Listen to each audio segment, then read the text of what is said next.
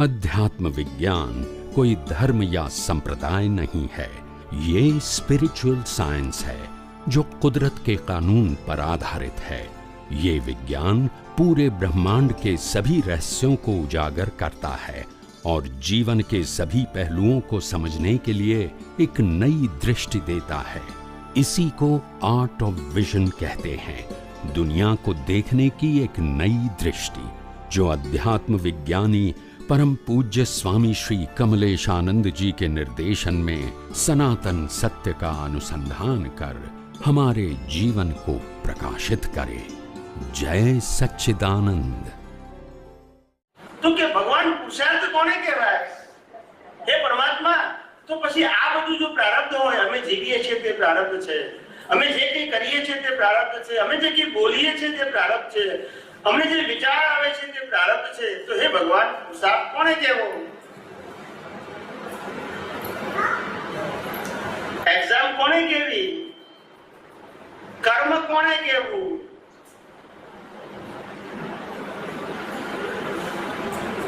अरे ज्ञानी पुरुष કહે છે કે હે જીવ, કર્મ એ જોઈ શકાય એવી વસ્તુ નથી, અને જે જોઈ શકાય છે, પાંચ ઇન્દ્રિયોથી અનુભવી શકાય છે, એ બધું કર્મ ફળ છે, એ કર્મ નથી। તો ભગવાન એવી શું વસ્તુ છે કે જેને કર્મ કહેવાય અને જોઈ શકાય નહીં? અમારે કઈ રીતે એને સમજવું? ત્યારે ભગવાન કહે છે જેવો ભાવ તેવો ભાવ। શું કહે છે? જેવી મતિ એવી ગતિ, જેવી ક્રિયા એવી ગતિ, જેવી વાણી એવી ગતિ। કોઈ શાસ્ત્રમાં લખેલું નથી। ના સમજાયું? સમજાયું કે નહીં? જેવો ભાવ તેવો, જેવી મતિ એવી, પણ જેવી ક્રિયા એવી ગતિ કોઈ શાસ્ત્રમાં લખ્યું છે? જેવી વાણી એવી ગતિ એવું લખ્યું છે? તો કર્મ કોને કહેવાય? પુરુષાર્થ કોને કહેવાય? બોલો, જવાબ મેં આપ્યો તો ખરો તમને? ભાવ, ભાવ સત્તા। કઈ સત્તા? ભાવ સત્તા ને કર્મ કહેવાય, પુરુષાર્થ કહેવાય, એક્ઝામ કહેવાય, જેનું રિઝલ્ટ મળે પણ નેક્સ્ટ બર્થમાં। ક્યારે મળે? આ બર્થમાં મળે।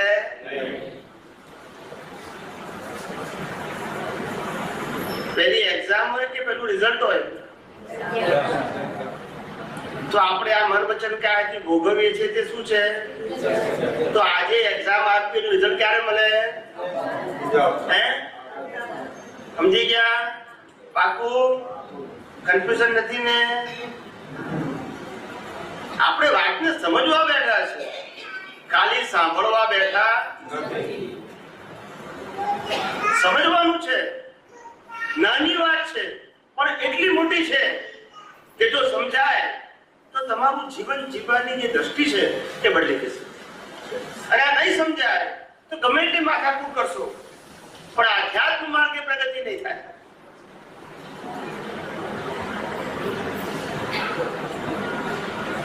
એટલે ભાવ, કોઈ પણ ક્રિયા કરો એમાં તમારો ભાવ શું છે એ તમારો પુરુષાર્થ છે। કોઈ આ તમારું ગામ છે, કરજણ ગામ, એની અંદર એક મોટું મંદિર બનાવતું હોય, મોટું મંદિર ભવ્ય, અને ભવ્ય મંદિરની અંદર ગામના લોકો નક્કી કરે કે આપણે ફાળો ઉઘરાવ, બે ચાર મોટા શેઠિયાઓ બધા પૈસા આપે અને બાકીના બધા યથાશક્તિ જેને જે આપવું હોય તે આપી શકે છે। પણ આપણે ઉઘરાવવા જઈએ બધાના ઘેર એટલે બધાને માન મળે। શું મળે? બે ચાર ગામના વડીલો બધાના ઘેર જાય કે ભાઈ આપણા ગામનું મંદિર બને છે, આ પણ કઈ ફાળો આપો, એ ફરજિયાત નથી, આપી જે ઈચ્છા હોય। પણ બે ચાર વડીલો ગામના જાય એટલે એ લોકોને લાગે કે નહીં આપણે આપવો જોઈએ, આપણા ગામનું મંદિર છે। એટલે માણસ ફાળો આપે એની શક્તિ પ્રમાણે। ફાળો લઈને જતા રહ્યા ગામ વાળા, જે ભાઈએ ફાળો આપ્યો 1 લાખ રૂપિયા, એના મિત્રને ખબર પડી કે મારા મિત્ર 1 લાખ રૂપિયા આપ્યા મંદિર માટે. એના મિત્રના ઘેર ગયો કે તે આજે 1 લાખ રૂપિયા આપ્યા મંદિર બનાવવા માટે. અરે કે હું તો ના આપત કે છે, પણ આ બધા ગામના વડીલોની વચ્ચે મારી આપણું શું કે છે? બાકી મારો બી ભાવ હતો ના સમજાયું. એટલે 1 લાખ રૂપિયા આપ્યા એ પુરુષાર્થ કે પરિણામ? અને પુરુષાર્થમાં શું કર્યું? જેનો ભાવ બગડ્યો એનો પાકું આ ભૂલ નહીં કરો ને.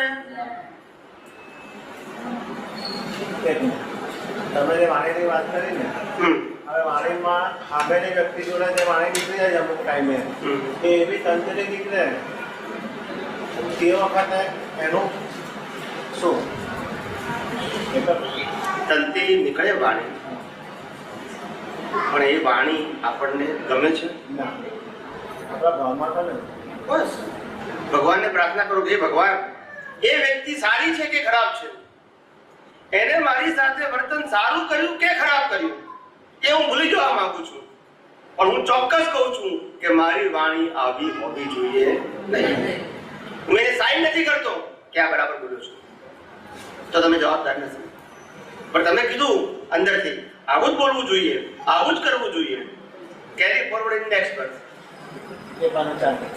તમે સાઈન કરીને કે બરાબર છે, બોલાય તો ખરી, પછી એમાં શું કરી એટલે ચીડચીડ થઈ ગઈ. આવું હોવું જોઈએ, આવું હોવું જોઈએ બોલ્યા એટલે બધું કેરી ફોરવર્ડ થશે. અને આવું ન હોવું જોઈએ. શું કીધું? મારી વાણી આવી હોવી જોઈએ તો તમે સાઈન ના કરી એટલે હિસાબ પતી ગયો. હવે આગળ કેરી ફોરવર્ડ થશે. આ જગતમાં એક પણ વ્યક્તિ જે કર્મ ભોગવે છે એની સિગ્નેચર વગર ભોગવતો પોતાની સહી છે માટે કુદરત રિઝલ્ટ આપે છે. કુદરત એની સ્વતંત્ર શક્તિથી આપતું એક કર્મમાં આપણી સિગ્નેચર છે, કારણ કે આપણે ભાવ કર્યો છે આનું સારું થાવ, આનું ખરાબ થાવ. એ ભાવ કોણે કર્યો છે? આપણે. એ સિગ્નેચર છે આપણી. શું છે? કુદરત એનું શું આપે છે? રિઝલ્ટ આપે છે. ત્યારે સિગ્નેચર નથી કરી, એક્ઝામ આપીએ ત્યારે કરી.